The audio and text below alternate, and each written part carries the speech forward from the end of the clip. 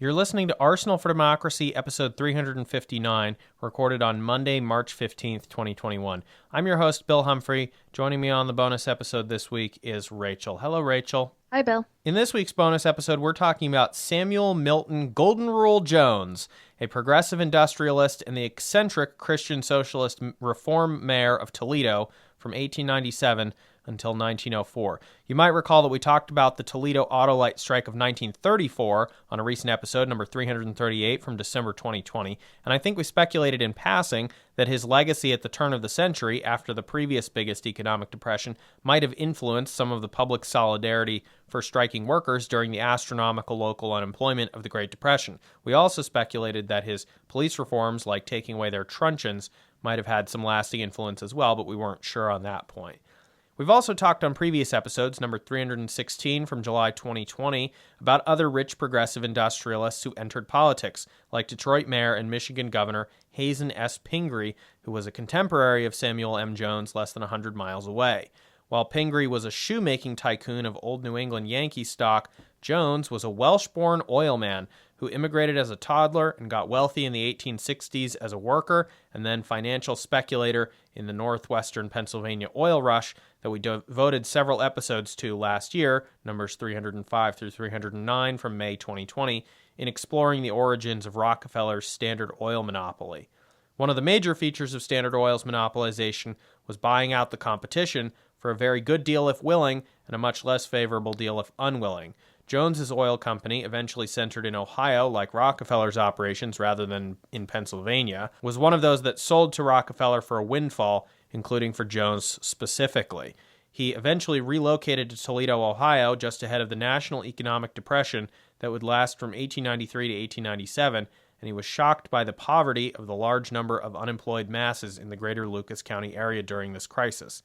He decided to turn his knowledge and money toward developing and producing technological innovations for the oil industry, which could be produced in Toledo to create jobs. It would also give him a chance to voluntarily put into practice his progressive views on how factories should be governed. So we're pulling from a few different sources describing his factory. So from PBS.org, the American Experience program, they had a short little digital video about Samuel M. Jones, and I'm just quoting from the transcript here. By the time he was 40, Samuel M. Jones was already a wealthy man. When he patented an improved oil pumping mechanism, his fortune grew larger. In 1892, Jones moved to Toledo, Ohio, a city soon plagued by economic depression, as Bill just mentioned. He opened a factory to manufacture his oil pump and vowed to treat his workers ethically. Jones sought an efficient yet moral workplace. Factory workers got 8-hour workdays, paid vacations, child care assistance, subsidized meals, above average wages, and profit sharing. And he had a sign posted in his factory saying, "The rule that governs this factory, therefore whatsoever ye would that men should do unto you, do ye even so unto them." And this is how Samuel Jones earned the nickname Golden Rule Jones. Eventually, Samuel Jones was elected as mayor of Toledo. And apparently the sign with the golden rule was the only posted conduct rule for employees in the facility. And Jones's company for manufacturing his patented device was hilariously called the Acme Sucker Rod Company. And it was a rod for more efficiently pumping oil out of the oiled wells. And this comes from the ToledoLibrary.org blog. Unlike any other business at the time, the Acme Sucker Rod Factory provided education and entertainment for employees and their families. The factory compound contained the Golden Rule Park, used for Sunday outings and lectures, and a kindergarten classroom was established to give young children of employees a head start in education and to teach children to respect all others. And Samuel Jones was also a believer in promoting physical fitness.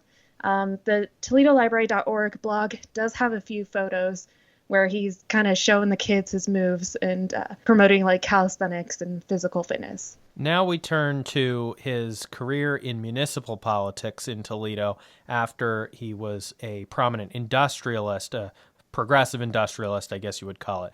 So we turn now to the National Historical Publications and Records Commission and the Ohio Historical Society collection of the Samuel Milton Jones papers. Quote, known as Golden Rule Jones, he was an influential advocate of municipal reform and oversaw implementation of a series of humane modifications, including free kindergartens, a park system, playgrounds for children, free public baths, an 8-hour workday for public city workers, and other reforms. According to the Britannica entry, his guide in dealing with employees, Jones attested, was the Golden Rule, and admirers and critics alike, many businessmen despised him as a supposed socialist, applied that term as his sobriquet. Nominated by the Republican Party and elected in 1897 as mayor of Toledo, he set about governing by the same ideal. He established free kindergartens and playgrounds and free lodging for the homeless. He granted city employees benefits comparable to those his factory workers enjoyed. He sought to root out corruption from city government, and he advocated public ownership of utilities. The Ohio Historical Society website largely repeats what the other sources have already mentioned, except to clarify more on his role in the oil industry, which I mentioned at the top. But it also notes that Jones encouraged voters and politicians to renounce political parties. He believed that nonpartisan politics would unite the American people together rather than divide them, as political parties seem to do. And interestingly, that was something that was a common feature in other places that we've talked about previously on other episodes, like in Minnesota, around the same time period or shortly thereafter as well. But there's also a specific reason that he was promoting leaving behind the traditional two-party system as part of his efforts. And I'll quote now from the Wikipedia article. These policies, as mayor, made Jones unpopular with the Toledo business community, and his tolerance of saloons caused him to lose the support of many moral reformers. When his first term was over in 1899, Jones was not renominated by the Republicans. He ran as an independent instead, under the slogan Principle Before Party, winning a second term with 70% of the vote. He was reelected to a third term in 1901 with 57% of the vote, and again in 1903 with 48% of the vote in a three-way race. Golden Rule Jones died suddenly during his fourth term as mayor on July 12, 1904. Citizens of Toledo lined the streets to view his funeral procession. And that quotes from a 1999 Toledo Blade article headlined, City Flourished Under Golden Rule of Jones. And interestingly as well, his successor, Brand Whitlock, continued Jones's reform efforts. So his efforts did not die with him. There's also a contemporary quote on the Wikipedia article from Jones, published in 1899, which gives insight into his highly unusual socioeconomic and political philosophy, especially for wealthy capitalists. Quote, is not machinery a social product, the result of centuries of experiment and invention? In short, is not our whole civilization essentially a social product? Back of every inventor stands 1,000 others who made his invention possible. Back of every enterprising capitalist stands the entire nation, without which not one of his schemes could succeed. No man can point to his pile of gold and say, alone I earned it. What is called socialism is not a visionary plan for remodeling society. It is a present fact, which is not yet recognized in the distribution of wealth. And this comes from Samuel M. Jones, The New Right, published in 1899. So that kind of brings to mind the Obama quote, for which he was kind of dragged through the mud, the "you didn't build that on your own" or whatever. But I'm guessing he didn't raise as much ire as President Obama did with his quote. There's also a quote from historian Robert M. Crunden. Golden Rule Jones was one of the genuine eccentrics in American history. Physically, he gave the impression of a man both strong and innocent, with large blue eyes that could transfix an audience or an interviewer. He was also genial, yet earnest and completely humorless. He was a self-made American businessman who, for some unknown reason, decided that business, politics, and religion were somehow all the same, and spent the last decade of his life trying to convince others. In part, his progressivism was serious, as when he campaigned for public control of natural monopolies, like the trolley or electricity. At other times it was quite frivolous, although he would never have admitted it. He should be remembered as a rather extreme example of the naive religious side of progressivism, inspiring people rather than accomplishing very much. So, Rachel, I want to think now about sort of how we should view his legacy, at least based on the sources that we've presented tonight and some of these quotes, both from him and about him. I agree with you. There's obviously the "you didn't build that" comparison, but it's also interesting, his view on sort of his utopian ideal for society with that quote, "What is called socialism is not a visionary plan for remodeling society. It is a present fact which is not yet recognized in the distribution of wealth," meaning that that is how society is supposed to function, but the distribution of wealth is distorting that and failing to recognize that sort of communal spirit, that team effort that he was so fascinated by, which is also interesting, I think, for, this tech inventor with patents and so forth. Right. I think it's interesting that he did have a profit sharing scheme. I'm not entirely sure what it entailed, but I think he was trying as best he could to do right by the workers. But still, I mean, he didn't hand over the means of production to them. So he was still making his fortune off of their labor. So I think his heart was in the right place, but I don't know, he didn't quite go far enough in giving power to the workers.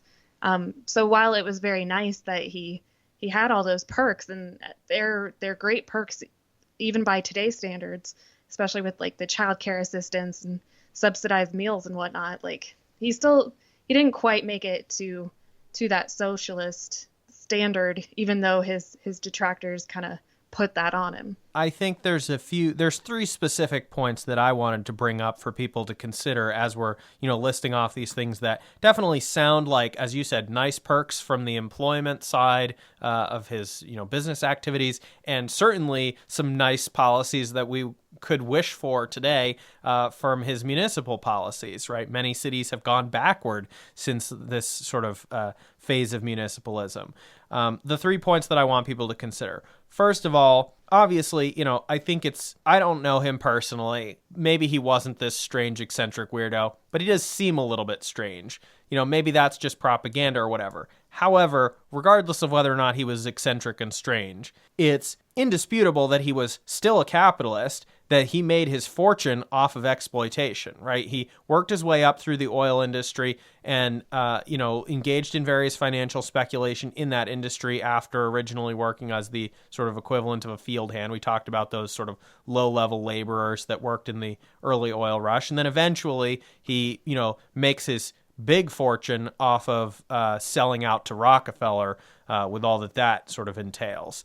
And I don't know if that was a complete buyout or there were some people that Rockefeller did buy, partnerships with where they were basically still collecting money for years off of that even if they were no longer involved in the company's operations.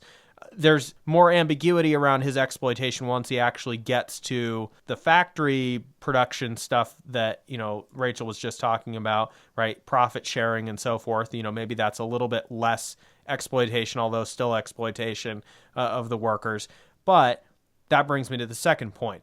Were the higher wages than the prevailing wages, were these extra benefits and perks, were these profit sharing schemes only possible because of specifically what he was producing, which was a patented device, right? He can say that, all he wants, that, oh, these inventions are only possible through the previous inventions and all these, it's, as the quote goes, no man stands, alone, but on the shoulders of all those who have gone before him and so forth, right? There's various quotes to that effect that he seems to have broadly agreed with. But at the end of the day, he's not competing with other companies because he's making a patented device and he's benefiting from the revenues off of a patented, unique device that he, quote unquote, invented. We don't know the specifics on that.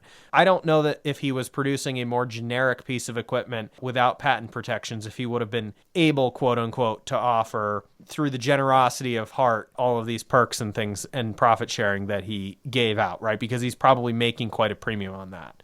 Third point. So we've established at this point that he was quite a rich guy, right? He's not Rockefeller rich, but he was quite a rich individual at the time. And we talked about how, the Blue Laws promoters cast him aside, the Toledo business community really didn't like him, and that he mostly was relying on this huge popular support and not even really able after the first election to count on the support of the local political parties. Okay, fine. But again, was that also only possible because he was rich? That political platform and that independence Was that possible because he was this rich tycoon? Now, we've talked about other people, in the upper Midwest and so forth who were, able to have relatively progressive political careers and so forth with varying levels of independence from the party machines, and in some cases being sort of more involved with third-party politics and things like that. But one of the common themes, though not exclusively true for all of them, one of the common themes seems to be this sort of independent wealth. And so I was wondering, Rachel, what your thoughts were on those sort of 3 points. Yeah, I think if you have wealth, obviously you have a lot more freedom to operate outside of the political machines. Like, you're not beholden to donors or the elite party leaders that are able to kind of swing their wealth around to get their way. So yeah, I think his independence was possible in large part because he had his own wealth and he didn't have to capitulate to their platform because he was so wealthy. And to your second point, yeah, I think he could offer those perks to his workers because he was manufacturing such a unique device. He wasn't competing with anyone, therefore there wasn't that race to maximize profit, potentially at the expense of the workers, just to edge out the competition and get ahead by reducing that overhead and reducing the price of your product that you have to compete with other manufacturers. So I think his circumstances were fairly uncommon, and that did kind of allow him to live out his morals, I guess. Yeah, he was able to provide for his workers just because he was kind of had that money, so he could have that noblesse oblige kind of thing where he could provide for his workers in kind of a more like paternalistic sort of way, like opening the kindergarten for the children and stuff. He could really be paternalistic and fatherly and avuncular because he had that wealth and that independence. I do think that it's worth acknowledging that, like, at least he seems like he was nicer than some of the other paternalist industrialists, because, like, all those, I mean, you had a bunch of those early 20th century psycho factory owner guys, whether it was at the Pullman Company in the late 19th century or Henry Ford in the early 20th century, who, had a sort of utopian vision for how they wanted things to run. And that was not necessarily for the benefit of the workers, but they had this, they imposed that on the workers. This seems to at least be, like, as far as those schemes go, genuinely in the interests of the workers and probably making their lives substantially better. And I think it's also reflected in the fact that, like, he was propelled to the political office at the end of this Depression period in Toledo. Again, we're referring to the Depression in the 1890s rather than the Great Depression. So clearly people were into it, right, from that standpoint. And then he enacted clearly a very popular agenda as mayor. So he's, like, on the good end of that spectrum, but I think he's still on that same continuum. Yeah, I think one aspect that definitely separates him from those other industrialists is his religiosity. Like, he did kind of identify with that Christian socialist philosophy, and I think that's definitely something that shaped his morals and kind of shaped how he treated his workers and how he benefited the citizens of Toledo. So that's something that the source material just kind of mentioned in passing. So it would be really interesting to kind of see. To look at those papers, for example, from the Jones collection. Right. Yeah, exactly. To kind of see how his religiosity influenced him. And I think it's kind of interesting that we've talked about a couple of Christian socialists over the past few episodes, because that's kind of a tendency that isn't really talked about as much today in socialist circles. You don't really hear about the Christian socialists as much, but I think that is kind of something that's really interesting because the Christianity, like, informs the socialism. So that would kind of be worth looking into, I think, some other Christian socialists of the time. Right. And I think that that also contrasts with some of those other businessmen who would also have considered themselves to be quite religious. I mean, some of them certainly did not consider themselves to be religious, but there were a bunch of the, early multimillionaires and billionaires who were quite dour Calvinist type Protestants, and that shaped their sort of utopian views as well. It was just a very different, specific strain of things. Yeah. Well, and then also contrasted with what the religious right looks like today. Like their Christianity definitely doesn't inform their political philosophy towards socialism. So it's kind of interesting that the religious right has kind of taken over the broad swath of Christianity in America for the worse, obviously. All right. Well, we've had a few long episodes recently, so we figured we would release a shorter bonus episode this week for our listeners. Not to mention that I happen to have a very packed schedule myself, so this was about all we could squeeze in. But just a really fascinating guy to talk about, even in brief. And I'm glad that we finally got back to him after sort of passing glancingly across him in that Toledo auto-like strike episode. So Rachel, thank you so much for being on the bonus episode this week to talk about Samuel Milton Golden Rule Jones, the mayor of Toledo at the turn of the last century. Thanks. It was a pleasure.